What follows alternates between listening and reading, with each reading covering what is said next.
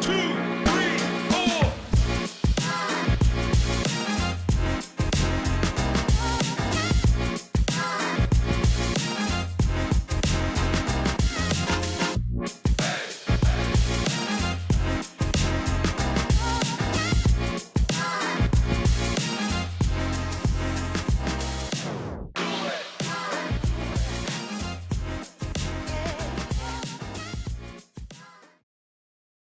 Hello, and welcome back to Electrified Marina Podcast. I'm your host and producer, Brooks Lawson. And Erick Pinzon, electric boat dude from Electrified Marina. Today is and Monday. Bruno Hoffman from the Green Boater. There we go. I was going to introduce you, but yeah, you got it. Today is Monday, March 24th, 2025. And the show is brought to you by us at Electrified Marina and electrifiedmarina.com. Please check out our website and call or email us if you decide you have any interest in buying a new boat or repowering an old one. And please post any questions or comments in the comment section on YouTube. So today we have our first guest who introduced himself, but he is Bruno Hoffman of the Green Boater. We do have a quick bit of news, and that's that the referral program is live, although hopefully by the time this podcast goes out, it will be live on the website. But if not, you can contact Erick directly and get a referral link from him. So let's talk about Bruno. Bruno, introduce yourself. Who are you and what do you do?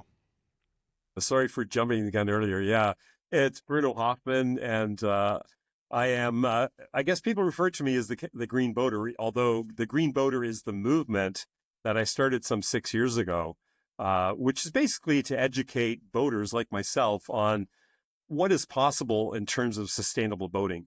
As you know, everybody loves boating, and a lot of people who are on the water don't realize the impact that we have on the environment. And even though it might be something small, if we could just educate one boater at a time about just changing one behavior that they have, it just helps the ocean. And so that's where I started. But what's happened is it's grown way bigger than that, which I think we'll talk about today. Nice. What was the catalyst there in terms of the sustainability mindset? Like, have you always been a hippie, or like, where did that come from? No, I've actually been somebody who just stays in the background. In fact, one of my first online projects was just to basically hide behind the brand. But I've been a boater my entire life, in as much that my dad, he came from Europe as an immigrant back in the 50s, and he worked as a boat builder. And he's now 94. He still helps me out with my boat, my old wooden Grand Banks. But I've always been on the water, either through some of his boats or 15 years ago when I got this wooden Grand Banks. I went from a 15-foot car topper to a 59-foot yacht. And I've just seen in my lifetime the impact of, maybe it's climate change, maybe it's, pollution, land, whatever, but you can see a degradation in the health of the ocean. And so when I sort of wanted to semi-retire, I thought, I'm going to learn a little bit about what it means to be a little bit more responsible in the water and see if I can educate myself and then tell that story to others so I can help other boaters in this whole idea of reducing pollution, finding ways in which we can be more responsible as boaters. Very cool. Do you have any professional background in the boating industry? Well, I've made my money mostly in engineering back in the day and then working in international sales. I've always been somebody who's taken a problem and found a technical solution for it and bringing the two people together. But in terms of boating, I've always tried to stay away from trying to make money from boating because it's a passion. It's not a profession. However, what I've seen recently is that there's so many people out in the water that they need more than just education. They need a solution. And so I'm dabbling in a few things that might take my passion for the environment, my passion for technology, and my passion to educate and make a change and see what else I can do. It seems like you do a lot of work, and that's putting the podcast and the website and the book and all that, and that's purely out of just the joy of spreading the word. Yeah, it's called emptying my bank account. Me too. Join the crowd. We're there together, man. Well, Hopefully it'll change one day. Brooks, I never wanted to actually do all of this. I was happy to sort of semi-retire. I bought my boat because I wanted to just start cruising around and becoming a bit of a nomad. And But what I realize is that there's so many exciting things happening in the boating industry right now. And probably it's the first time in ages, even my 94-year-old dad, he's excited about what's happening in the boating world. Not much has changed for a long, long time. But I guess as part of the energy issues, the environmental issues, and some really exciting developments in boating, especially electrifying boating, it's causing a whole new breed of opportunity. And I think it's also changing the type of boater. I just talked to somebody who runs a digital or electric boat rental company. He says 60% of the people who rent boats are women. Electric boats are women.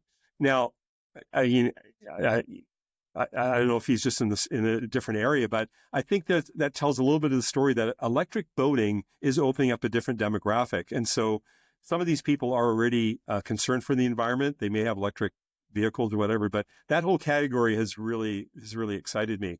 But I think back to my roots, and you haven't asked me this question, so you don't know, but I really would like to move the needle and educate boaters and educate the public. And now that I've got grandchildren, they are so hungry for learning.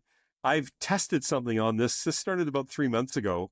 And I've decided that another little side project I'd like to do, which is going to have great long-term returns, is to write a series of books targeted at young children that teaches them about the ocean, keeping it clean, and sustainable boating. So I have a character called Captain B. It's called Captain B Goes to Sea, and he has a seagull and a dolphin, and they help him. They find problems, plastic in the ocean, and they use their ability to communicate with other creatures and their magic boat, and they go and solve problems. And then they have 3 French mice on the boat that are always causing problems. So Captain B is having to fix things and change things. And anyways, I've test marketed it on my grandchildren and a couple of other young kids, and they sing the jingle and they're asking me about sustainability and stuff. So this is my higher calling, is to educate a next generation and do what I can in this generation to educate my generation about what's different. So I'm really excited about that. And hopefully I'll have the first issues of that coming out probably by the summertime. So can I request maybe like May so we can give it away at a boat show in DC? Well, I might actually come up with a digital version first. I'm testing some technologies that allow more interaction from the kids and to be part of the story. So I'm tinkering with some great programming and also some AI with my ability to be creative. And so there'll be a series of 4 stories to start with that'll be converted into little TV shows. And so we'll see what happens. But, so cool. Yeah. So we'll see. So you mentioned you're an engineer or were an engineer. What kind of engineer are or were you? Yeah, I was involved in civil mechanical engineering, which is so boring. I was designing conveyor belt systems to move rocks. Woo! So that's exciting. That was just I love learning how things work. And so that was my early stages of trying to find out how I can take something on paper and build it. But in the middle of that process, I discovered computers. And those of us who are old enough to know, the first computers were the Microsoft PC and the PC XT, and then all those other strange boxes. But I was so intrigued with how this tool could help solve business problems. And so I moved from engineering into software, and I started developing and then selling maintenance management software, scheduling software for factories to help them improve their operations and so on. So so I went very quickly from engineering into software solutions, and then ran software companies across Canada and then into Germany. And so I've had a sort. This is why my hair is gray and white. It's got burned off by all those technology changes. So you mentioned you want to write one book, but you've already actually written one book called The Practical Guide to Green Boating. Tell us about what that book's about. It's not very good. It's not a very good book. It has changed so much. I mean, that was, in fairness, it was just, I wanted, when somebody watched the video, I wanted them to have something that they could leave with for free. And I wanted a way to communicate with them in the future. And so the book actually was one of my first attempts to sort of document this stuff. but there's so much better information that's out there right now on different YouTube channels and so on. And so I'm trying to champion those people. So if you look on the Green Boater TV and you look at, say, compostable toilets, or if you look at bottom coatings like anti-fouling paints, all that stuff is in there. And that's, if you can get a grasp for some of those things, and even, what kind of stuff do you put in your holding tank so that you're not putting effluent into the ocean, or how do you pump out, or things like that. Those are sort of more current things, and the technology is changing quite a bit. I'm not sure if the green boating manual, and if I talk to other websites that have a green boating manual, nobody's really downloading them or reading them. They're engaging with content, things like this podcast, right? They're engaging with digital information because people have their cell phone, they're backgrounding on their computer. They're looking, they've got a little attention span. Even I haven't had time to read my own book in the last while. So it's not a very good book. I wouldn't recommend it. It'll probably come off the shelf pretty quick. I'm more excited about what I'm doing with the Green Boater, talking to folks like yourself, engaging with people like yourself who are passionate about boating and sustainability, and then spreading that word. That gets me more juiced up. And my analytics on my website show that as well. They show that compostable toilets and electric boating are the two top categories. They want to know what to do with their poo. That's so funny. In terms of the demographics on your YouTube channel, like, how does it break down in terms of age or gender? Yeah. Or like, what does that look like? I'm curious. That's a really good question. When I first started, maybe it's because all of my friends joined, but it was all like 50 and up. And then a couple of that were down in the 20s. That was probably my family, my daughters. But it's really changed since I have gone video, like on YouTube Shorts, and also posted. I started on Instagram sort of posting like things about marine biology, trying to get people connected to below the ocean, below the waterline, because you'll protect what you love. And if you know what's below your waterline, you won't throw stuff in there. And so the demographic changed a little bit. I started getting 18 to 35-year-olds, but I really solidly sit right now between 30 and 55-year-olds. That's where I sit. Yeah. I just want to, you're hitting all the nails on the head. I was at a boat conference, a Carefree boat conference. The VP of marketing, Kevin, or VP from marketing of NMMA, huge organization, probably more data than anybody. And he was talking about the growth segment of the next generation of boaters, the millennials, the Gen Zs, the tech savvy people, adventure-based people, higher net worth, usually one or two kids.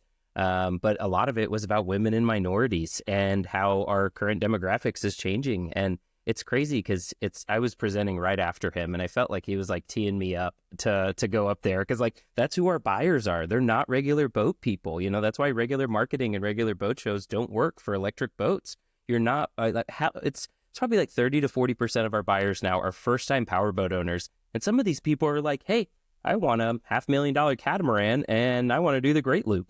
And it's like, okay, this is your first boat. You're considering it's $500,000 and you want to make sure it's electric with, a diesel backup. Most of them are hybrid at that size. But it's just fascinating. They're getting attracted to it now because of this. I want to cover the whole thing in solar and put as much batteries and motor in there as I can. It's like, okay, let's start with some boating lessons. Like there's a few preliminary steps we got to take here, but it's crazy what's happening. And I think I don't want to be all doom and gloom about the boating industry and the demographics and people aging out, but this could help save the boating industry in terms of that. If we just grow the segment a couple percent, that's going to have a huge impact, especially when you start looking at sales and current inventory on hand, the influx from COVID. So there's a lot to be said there. You're absolutely right. And I think there's also, there's a challenge for the traditional dealer. Right. So I just came back from Dusseldorf Boot, and it's full of, all the sexy big things. The larger horsepower gas motors are getting bigger and bigger, as big as your house. And yet in amongst there's all kinds of electrification toys, these So many. electric wakeboard boats. Man, I can't wait to get a hold of one of those that will carry my weight. But everything is out there that's being electric. And you're right. It's creating an interest in a different demographic, but it's also a challenge for the traditional boat broker, because they know what they know, and they're being pushed by these, I won't say any brands, but all these big, and I think the brokers, and I've gotten to talk to people at boat shows, and I say, hey, what do you think about electric boats? Oh, it's never going to fly. Of course, they want to sell what they have in inventory. And so it opens up an opportunity for new type of, and you also have seen some of these electric boat manufacturers, they're going direct to consumer. They're bypassing, right? You can just order online. Most of these dealers are not incentivized to sell electric boats. Less maintenance, less repairs. I mean, it's the same thing from the auto industry. You could say it's death by 1,000 cuts. They're going to have to restructure their entire organization, whether it's their brick and mortar, their headcount for technicians, their parts department. Like the goal is less service needs for it, and that's where most of their overhead comes from. Which is a great opportunity for electric, because you can think about the different ways in which you can approach a business and how they can monetize electric boating in a way Battery in which leasing. they don't have to have a boat yard. They don't have to hire a specialized mechanic. They could maybe just hire a student or two to watch the boat once in a while. They can have a swipe card and take their money. They can do geofencing so that the boat can only go within a certain area. And they're already stepping out of a Tesla, or they're getting off an electric scooter, right? It's everywhere. And so it just makes sense that why should they use electric everything, and then they go down to a boat and they get on a fossil driven boat that requires all this maintenance, and it's terrifying. When I first got my twin diesel yacht, I spent better part of 60% of my time in the engine room trying to get these old engines to keep running, right? Meanwhile, all the newer boats, they're out there having a good time, and I'm down in the engine room trying to keep the thing from, not running. And that's why, imagine like this bad stigma around boating. Break out another 1,000, or the best day is the day you buy it and you sell it. Like, what if none of that were true, and they didn't have all these headaches and ethanol problems and fuel injection problems and all these nightmare stories you hear? Like, what if it didn't have such a bad rap, and it wasn't just for the elite and the people that have the money? I don't know. I just feel like the boating conversation would be different. It's going to be interesting to see what happens, because the adoption rate of first time powerboat owners is super cool to see, and it's fun because we get to hold their hand and get them lessons and have the whole conversation with them. I've talked to some organizations as well that are looking at, instead of selling and owning a boat, you actually belong to a club, or you can just go down and use the boat. So this is another way that, we're not only changing the way in which we sell boats, the way we buy boats, but also the way we use them. And it could be that, maybe the new demographic, just like some people don't want to own a house, they're happy to rent and use all that extra money to travel. Same thing with the boat. Why should I tie up, hundreds of thousands of dollars in a boat that I only use every second weekend in the summer, when I could just go down and go down to a dock somewhere where I know these boats are hanging around? I could just rent one, and have the time of my life. I honestly recommend it to most people, especially if they're considering a gas boat. Like, just join a boat club or rent a boat. You're probably not going to use it enough, and that's when the headaches and the maintenance get worse, when things sitting around, just like RVs and campers, same story. I predict as well, and this is not my own little goofiness, but what I've heard from, if you see my Green Boater show, one of the things I've been focusing on is interviewing the CEOs of these new electric companies. So I've published 4 of them. I've got another 16 to go as I've interviewed them. So I've got over 20 that I've interviewed, and each of them are believing that the times are changing for boating, and they believe that the way in which boats are manufactured, like half of the people in these companies that are manufacturing boats are software engineers. Software, right? Like, even the large manufacturers, of boats, they maybe have one technician somewhere, maybe running their front office.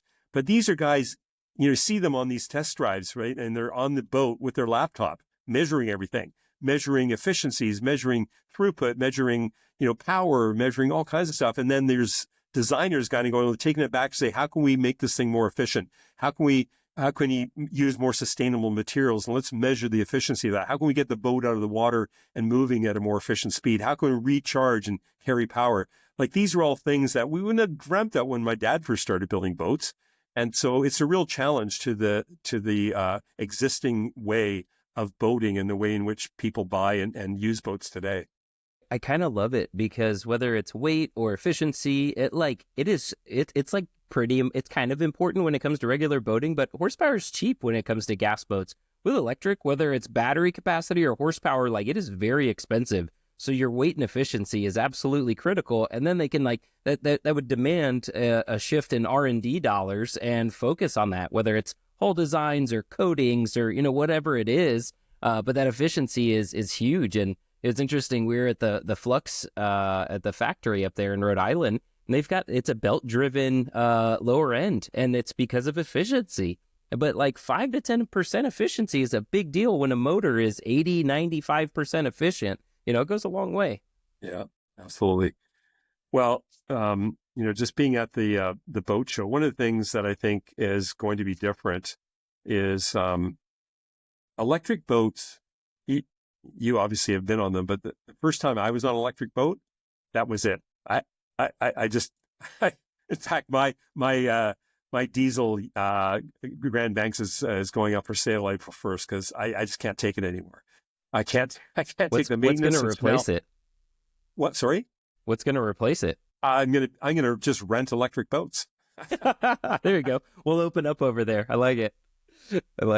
No, it's electric propulsion in general, man. I've got 2 electric motorcycles in my garage, and whenever I see other riders out there, most of them approach it kind of curiously, and I will hand them the keys. It doesn't matter if it's a stranger at a gas station. I was picking up donuts the other day, and I literally, the guy's like, "Hey, is that thing fast? Like, where's the clutch?" I was like, "Here's the keys. Take it for a spin."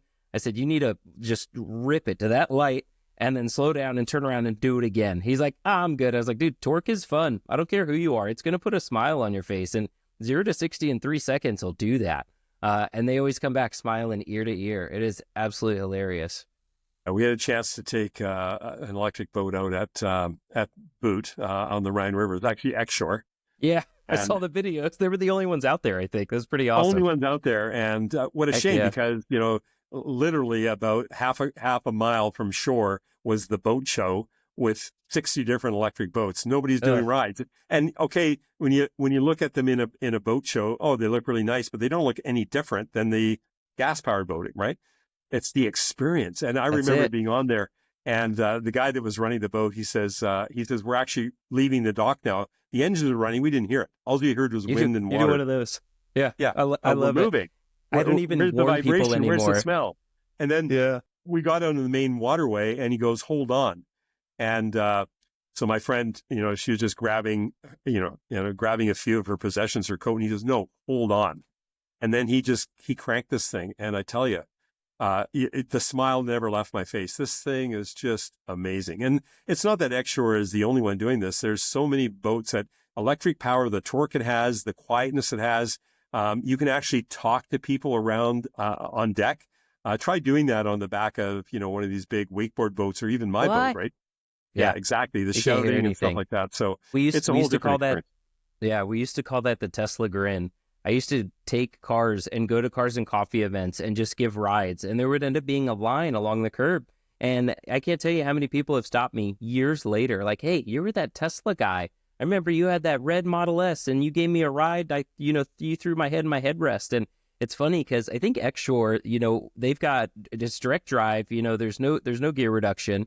And I think they have the most aggressive torque curve because that boat stands out above the rest in terms of the acceleration. And you really have to prepare people because it will launch them. And we've done it. I've launched up, I don't know, probably hundreds of times. And every single time I warn people, they're like, "Okay, I'm good." I'm like, no, you need to hold on to something because you're going to fall. And there was a guy who was like a big media company, one of the Chesapeake magazines, I forget what it was, but like he's been covering boats his whole life. And this guy almost fell over because he didn't listen to me. And I almost let him, I almost went full throttle just to prove the point. And he was speechless afterwards. But like, that's what it does to people, that experience. And I mean, that's why we say butts in boats, man. I hate spending money on an event, whether it's grassroots or a big show where we have static displays. You just don't experience it. That's really what changes the game. No, you're absolutely right. But there's also the other end of the spectrum. There's a form factor for the slower moving boats. I mean, my trawler maxes out at 10 knots. I throttle it back to 1,300 RPM. I go 6.5 knots. Love seeing everything. I still hit logs, but it's a nice way to experience the ocean. Not everybody needs power and speed, but there's other form factors now, and you've got the Ruben Blues, and even a company out of Finland or Norway, Aldeni Yachts, right? Yeah, and so They've got a it's hard boat. to express that. Go ahead. They got a boat. It's just fantastic. They got solar power everywhere. Basically, if you got light, this thing will just keep going. You don't even have to come back to, so you can be out all day and, from morning until evening and just cruising around, at nice seven. I think they have one, a model that goes faster now, but that's another thing that you kind of go, well, I don't have to refuel. I can be up there all day. I don't have to worry about smell.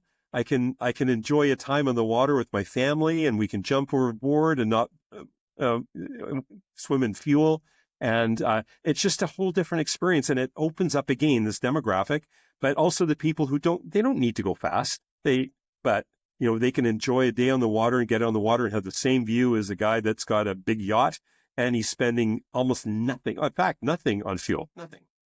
Yeah, and it's interesting too, when we went to open our business, electric boat rentals, and we chatted with a lot of our friends, family, peers. I chatted with a lot of other entrepreneurs, and they're like, wait, you're going to open up a boat rental business and your boats go 6-7 knots? I'm like, yeah, but you're going to love it.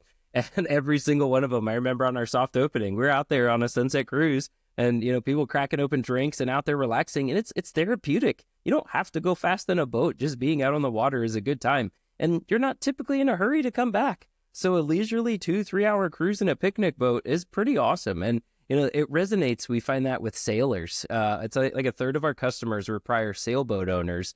And those are the people that are usually okay with just cruising. You hear the water, the wind, you hear birds chirping. Like I don't know, it's literally therapy. It's hard to explain to people until you're out there. And it's like, hey, this is why we do what we do. And it's just a good time. You're not screaming over an engine or anything. And you just the sound of the water. It's hard to explain to people. I had a little 9.9 two-stroke on the back of my dinghy, and the ones that you pull. And my daughters were terrified of taking that dinghy out and cruising around because if it stopped, they didn't have the strength. And you have to play with the choke and the fuel and stuff like that. Always worried about running out of fuel. So they were always terrified about taking the thing out, especially in tidal water where there's currents. And so. And I've talked to these people that rent boats, and they say 60% of the people who rent them are women because they can turn off the motor.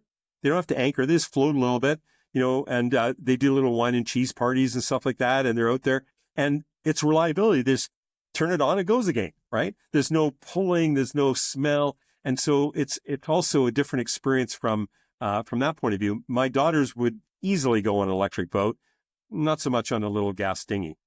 Yeah, it's funny. We have a troubleshooting guide for our rental business because a lot of times it was dock hands that were there. And these are like unskilled dock hands. They're not mechanics, like troubleshooting guide, like turn on and then off. Like that, there's not many components to fail or to go wrong. Exactly. There's not like, check this, adjust this. And it's like either somebody ran over something, whether it's a crab pot or, an oyster reef or something, and they damaged the prop, or they, turn on and back on or off and back on. And that would fix it. Every now and then there'd be a software glitch or communication error. But that was a handful of times. And other than that, like there's not components to fail. And we've got rental boats that are 8 years old, 9 years old now. And those are rentals their entire life, not consumer boat that just became a rental. These things have been used and abused. And they're still at 80, 90% state of health for the batteries. It's amazing. It's funny because we're talking about extended warranties for these things right now because we've got some people that are apprehensive about buying because they don't know about longevity. There just hasn't been many boats out there, especially on the high voltage side. And us in the industry know how reliable these things are. I've been around electric cars, since 2012, and we're going to open up our own warranty business to offer an extended warranty period for these things because we know they're not going to fail. And if there is a component failure, whether it's a sensor or a fuse or, something minor inside, like that stuff is serviceable. But overall, a cell failure is so rare, like I am not concerned. So it's going to be interesting. We're digging into it now. I don't know when we're going to roll it out. It's a lot of headache and paperwork, but it's enough to relieve the concern of these, you're going to need a battery in 5 years. And now we've got some of these 48-volt battery manufacturers. They've got like 10, 11-year warranties. And it's great because they're like competing with each other and the bar keeps raising. And they don't care. Like these batteries aren't going to fail anyway. Maybe 3,000 to 5,000 cycles. So 20, 30 years of heavy use. Like, it's not going to be a normal consumer's concern. I don't know. I'm looking forward to the longevity aspect of it. It's going to be cool to see. I think the boat manufacturers, they're not worried about the storage issues because there's been so much investment on the land. Now we've got electric planes, we've got electric, a lot of commercial vessels in Vancouver Harbor. They just Seaspan just got 3 electric tugs. So that whole area has got so much development going on. I think we're going to be fine. And then I think also with sustainability, there's a company in France. They do a little. It's called Cahier Nautique, and I've talked to the CEO a few times. And they've got a little. It looks like a submarine motor, and you can put it on the bottom of your stand-up paddleboard, and it runs. You put it on the back of your dinghy with a little handle. You can also put a little handle on it and use it as a diving mechanism. The whole thing is controlled by your watch, right? But the thing that's exciting about this is they designed it for sustainability. Every part of this motor is sustainable. Like it's aluminum, no fiberglass, all that. Even the batteries, each lithium cell, it's not encased in plastic like a Tesla is. You can actually take a couple of screws, take out the cell that's damaged and replace it with another one. And the lithium in this is completely recyclable because there's no plastic around it. So, I think that messaging really appeals to the new generation of people who are concerned for the environment, not just in sustainable boating, but sustainable materials, sustainable power. Eventually, a lithium to extract it is going to be more expensive than recycling it. Right now, it's too expensive to recycle because it's encased in plastic, but we're moving in that direction. And so I think we don't have to worry about storage power. I think we know that battery capacity, pricing, that's all going to improve, and it's just going to make all of electric vehicles, whether it's boats or cars or bikes, it's all going to make it much more affordable and also just much more of a standard. Yeah. One thing I just wanted to mention, you mentioned it was too expensive to recycle, but there's people out there doing it. Redwood Materials, like Lithium Recyclers of America, like there's Li-Cycle's another one. They're doing it. And I think whether it's tariffs or, the quality of it, what have you, but they're 95, 98% recyclable right now. And, if they were to slap huge tariffs on Chinese batteries where everything gets processed right now, it's going to make a lot more sense. But Redwood Materials is like expanding rapidly. They just secured a deal, I think, with BMW down in Spartanburg. Okay.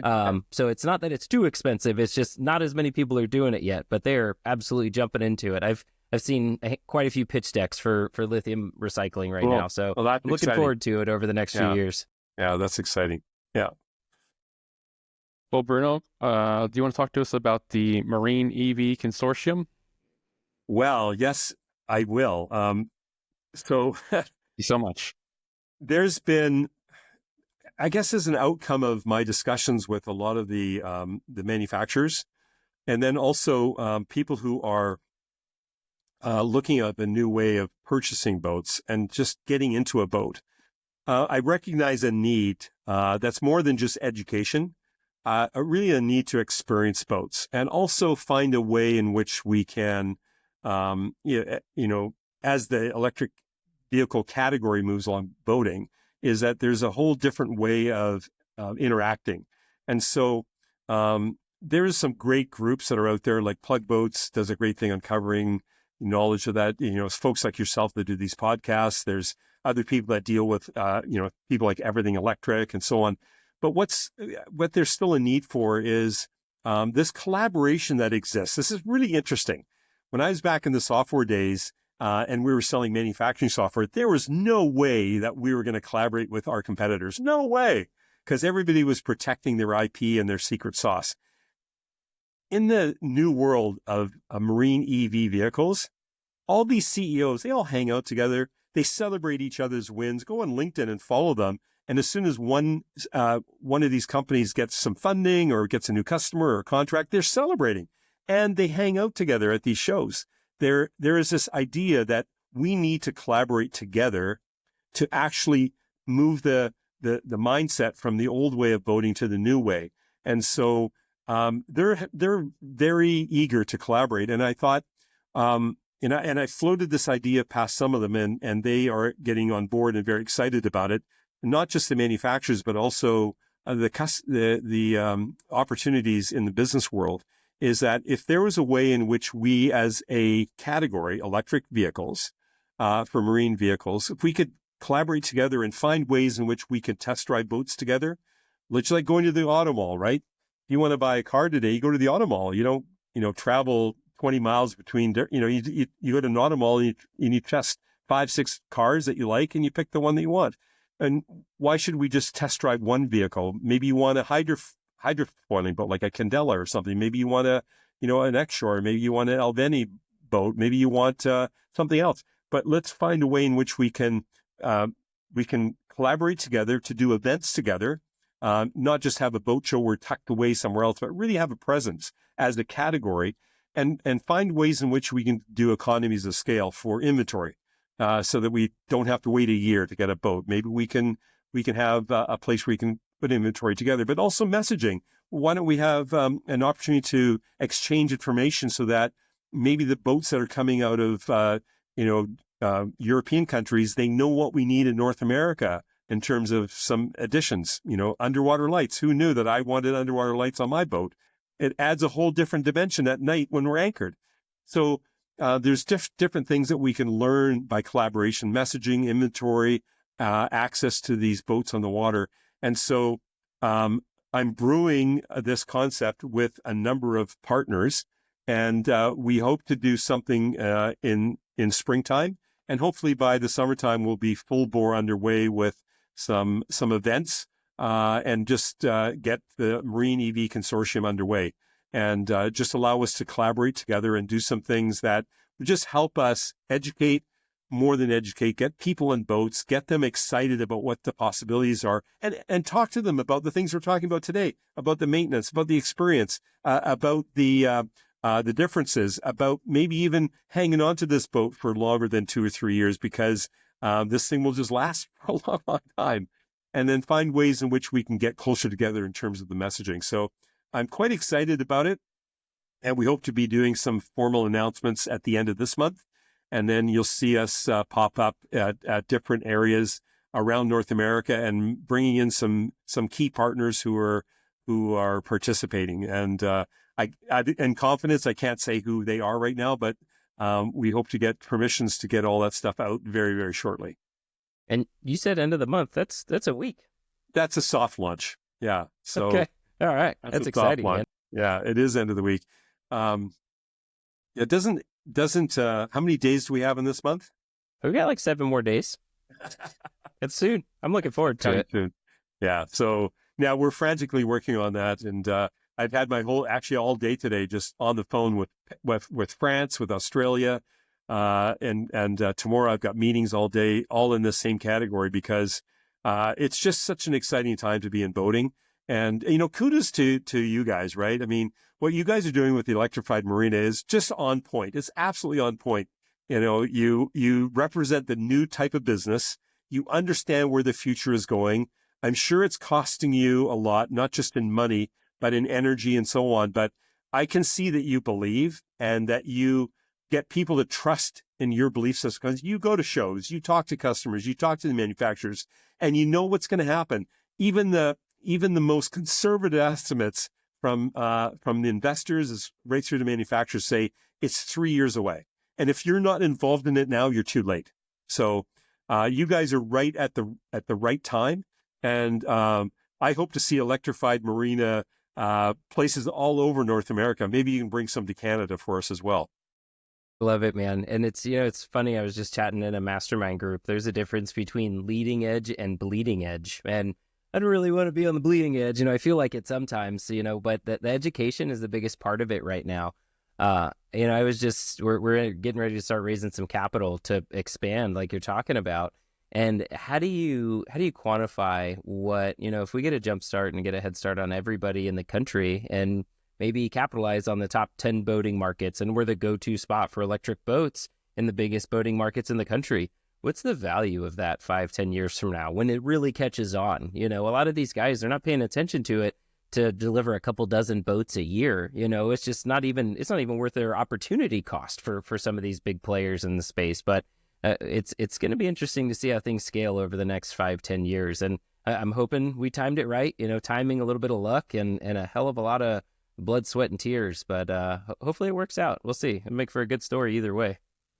Well, I have floated your name through some of the manufacturers who you represent, and they speak very highly of you. So, that only comes because you're delivering on your part of the promise. And I know you're very selective in the type of boats that you represent. because it's your reputation, right? You're the one facing the customer. And if you have an issue, whether it's quality or something else, if you don't have a tight relationship with the manufacturer, you're not going to pick somebody who isn't going to stand behind their product and listen to you. And I know you've had honest discussions with some of these manufacturers in the past, and they've listened to you. The ones who don't listen to you, we don't need to do business with them. Because at the end of the day, if we're gonna change the mindset in boating, especially people are taking a risk, right? To say, okay, I'm gonna invest my money here. I'm gonna join into this community, this new partnership, and I need to know that my money is going to give me the return of what I want, whether it's the enjoyment and recreational, or whether it's going to give me the ability to have a boat whenever I want it, or just to enjoy life on the water. I want to make sure it's reliable, and I want to make sure I have partners, whether it's people like yourself that stand behind the product, people who are manufacturing. And I think all those things really help us change the narrative. And it really, as we said earlier, bring a whole different idea, narrative to boating. Yeah, for sure. Yeah. And you hit the nail on the head. And like, that's the reality of it. There might still be some more consolidation, you know. It's unfortunate of who we've lost, but, you know, we get approached almost every week, I feel like, by a new manufacturer from somewhere around the world. And, you know, it's, you know, PureCraft is one of the biggest ones that came to mind. And they've, you know, the amount of limelight they had on them, the amount of investment dollars, all because they missed that last round of funding. You know, granted, it was $100 million that they needed to keep going, but there's a lot of people that got a bad taste in their mouth because of it. And I mean, we actively go through their old conversations, whether it's on YouTube or on Facebook, and reaching out to those people. And there was somebody that said, "Oh man, I lost $1,000. I said, "Hey, I will honor your deposit and put it towards a boat." You know, because I don't want you to have a bad taste in your mouth. And we're going to be there to stand by this product, you know, with regardless of who it is. I mean, there was some rough times there when Taiga went through restructuring, and they went down to a skeleton crew, and they were still supporting us. You know, they didn't completely cut off communication with us, but there were, you know, we had to pivot on a lot of things. And I mean, I shelled out, it was a good amount. We were moving jet skis around the country that were getting worked on, hoping we were going to get paid, you know, but that was our name on it too. And the last thing I need is these people, "Oh, I'm never buying anything electric again. I got, you know, screwed over by that company." And I mean, thankfully they've turned around and they're making things right, you know, but it's, there is going to be some consolidation. I mean, there's a lot of funding that still is going to go on. There's a lot of bleeding, and I mean, we're all in this together. I try to tell my employees, we're brand agnostic. We need to represent everybody. We let the customer's budget and use case guide it, but we have to push every single manufacturer out there. And if they don't go, or if they go under, if their sales are hurting, it's because of us. Whether we're not focusing on their boat or their demographic, or, you know, what are their waterways. Some of these cater to the certain waterways. But like, I feel if any of these manufacturers we represent don't make it through, we didn't do our part and sell their boats, you know. And not that I'm responsible for it, but like, that's how critical sales are right now. It's huge, man. And so we have a really close tie with everybody we're working with. I mean, to the point where we're almost having weekly calls about leads we're working on and what they can do to help us and upcoming events. So it's very much a close relationship right now, and it's going to be for a while. You know, I look forward to the day when, you know, private equity comes in here and buys us out, and I sit on a board, and, you know, we're moving hundreds of units per year, but we're probably 10 years away from that, man. We got a long way to go. Well, you mentioned consolidation, but there's also the other flip side, and that is partnering. One of the most intriguing conversations I had at Düsseldorf Boat was with Stefan Frauscher. He is one of the family members who owns Frauscher Boats. And they had a phone call from a little company called Porsche 3 years ago. And Porsche called them and said, "We'd like you to consider building a world-class electric boat with us to the standards of Porsche."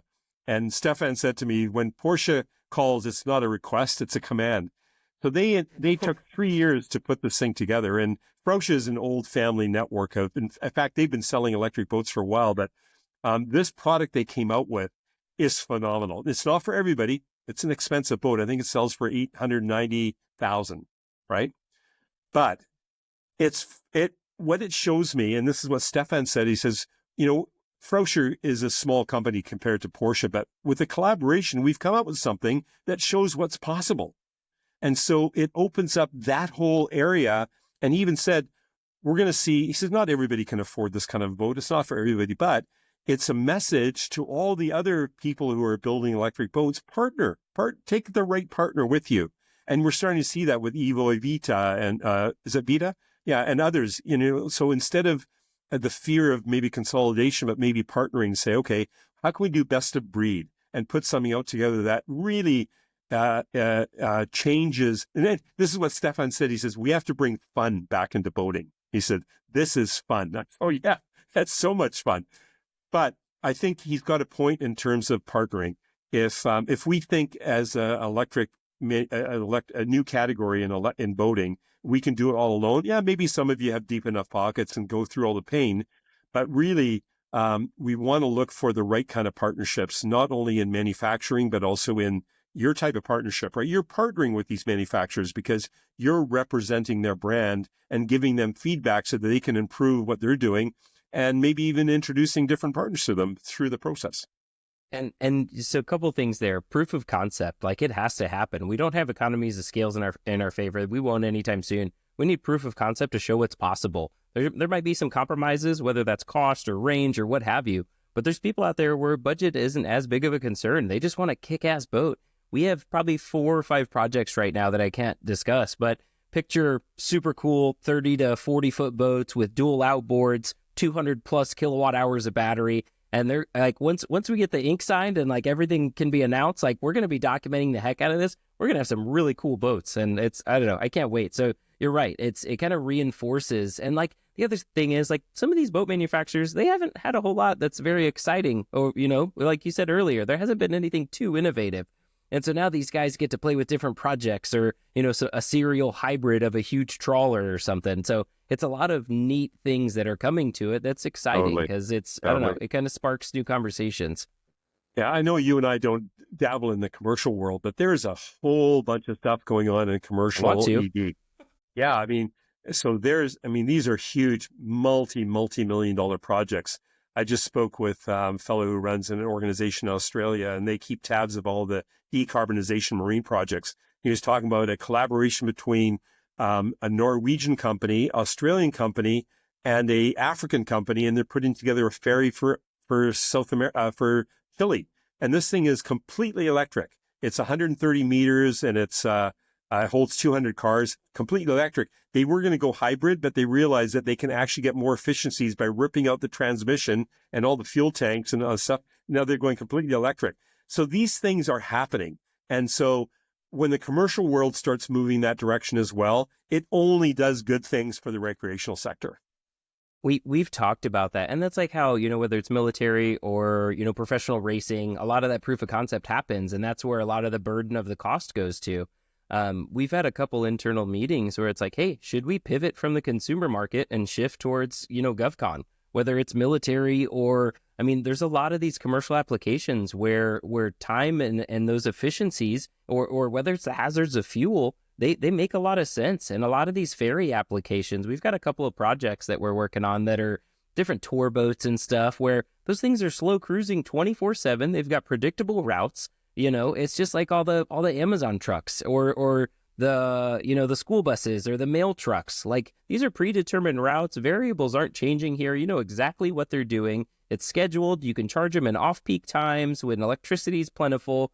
So a lot of these applications, they just make sense, and, a lot of the times only the price is the barrier there, but the efficiencies, whether it's the maintenance savings, the uptime, the repairs, there's a lot that goes into it. And I hope to, I don't know, we'll see what happens after some funding, but if tapping into that market is massive, and that's where you have a bigger impact in terms of carbon footprint. Those are the boats that are running every single day, as opposed to once a week or maybe sometimes once a month, So I don't know. It's really cool to see. I wish we could be in every market, but we have to.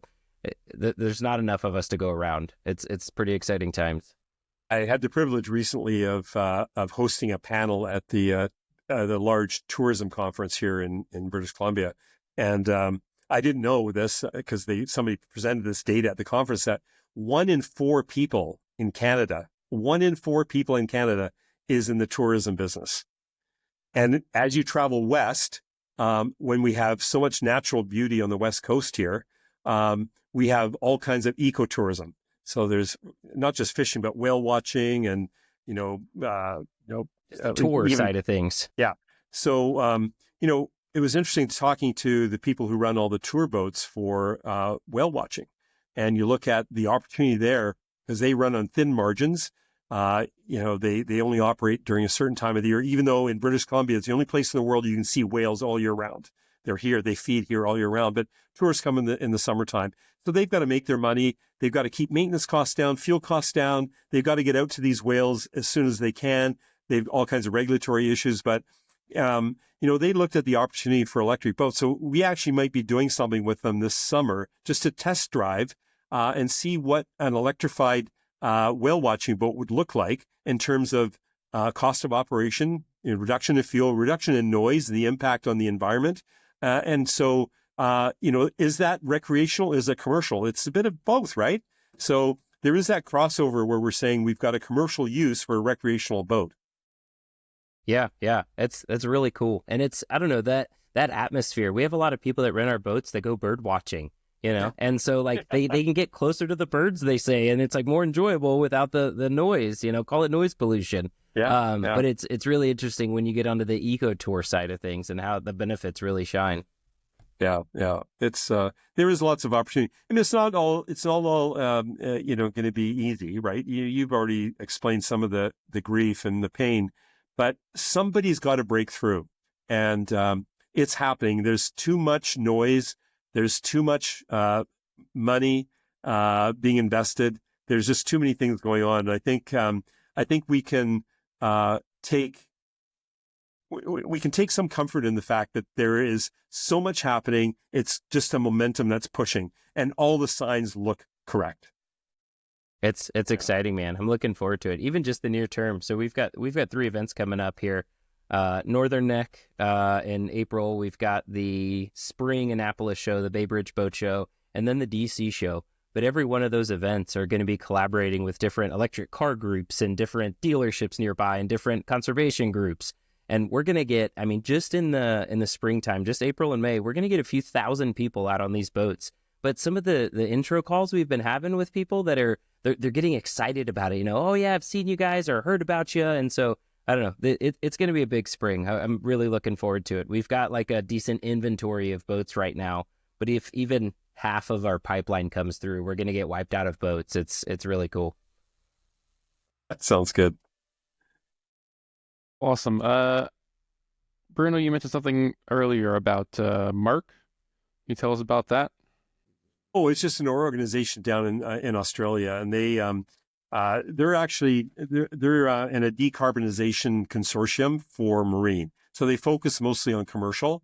When they look at sort of the decarbonization of the Australian environment, I think recreational boats, even though there's only 1 million boaters, recreational boats, they represent such a small fraction of the carbonization that they're going after the big stuff, the commercial stuff. But it's interesting. They were, I was talking to them mostly about how they run their organization and sort of what their goals are and how they manage some of the expectations and what kind of associations they have. So it was really insightful, and we see them actually folding in quite nicely with the Marine EV Consortium because, if you take one wakeboard out of the environment from gas and move it to electric, you're not really decarbonizing very much, right? Because wakeboard boats are used for 2-3 hours a day, every second weekend for the summer, right? So that's not really what we go after. However, it's the entire world of the environment that we live in. When I started the Green Boater, I said, if I could just get one boater to change one thing, and we have 13 million registered recreational boaters in North America, those are 13 million actions. And let's say all it was is that they decided that they wouldn't put their black water into the ocean, right? The spin-off effect from all that stuff is way more than one boater. So I believe that even though we're not decarbonizing like taking a freighter out of service or a cruise ship, but one boat at a time, one action at a time, it all blends together and it changes behavior. Since I started the Green Boater, I've changed my behavior on land. I carry my bags to the supermarket. I don't buy plastic water bottles. I make sure I turn off my tap when I'm not, all these behavior changes came about because I did one thing on my boat. So it's the same thing with electric vehicles and so on. We're not going to decarbonize. We're not going to save greenhouse gases because we're moving one wakeboard boat out of the equation. However, we're changing a whole mindset. And I think for that reason, it's just a great business to be in. And I think, Erick, the reason why you go through a lot of this pain is because you really believe in what you're doing, right? It's bigger than just selling a boat. You're doing something different for the environment.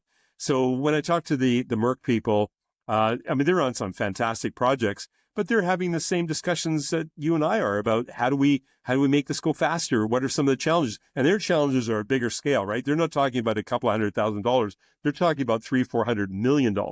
So that's a whole different economy of scale. But the end result is they have a huge impact on greenhouse gases and carbonization. Yeah, I love it, man. Excellent. Well, I think with that, we're going to bring it to a close. Bruno, do you have any kind of plugs, websites, socials, contact information you want to share with our viewers? Well, I'd like to invite you to take a look at the Green Boater TV. You can get the links through the website at thegreenboater.com. But you can also find it on YouTube. Just Google the Green Boater. And especially pay particular attention to the interviews of these CEOs from the electric boat companies. Some of the brands that you represent, I've got, people like Renee Hansen is on there. We're just about to publish the one with Stefan, the one I was telling you about, the Frauscher Porsche. Fantastic. So they're going to be coming out now at a frequency of one a week. And so I invite you to take a look at those. If you put a like on there, that helps us get some kind of traction with YouTube so that we can get a little bit more promotion of the channel and more people can see it. So yeah, just follow the Green Boater TV and then look for the announcements for the Marine EV Consortium. We'll make that announcement and announcement of the website and a few other surprises in the next couple of weeks. Awesome. Well, thank you so much for being here, Bruno. And you've been listening to the Electrified Marina Podcast, brought to you by Electrified Marina and electrifiedmarina.com. Hope you enjoyed it. And if you did, please share with your friends. Please leave a comment or a question or literally anything. Write the numbers 1 through 5 in the comment section of the YouTube video, and that will help us to reach more people and spread our message. Thank you for listening, and we'll catch you in the next one. Awesome. 1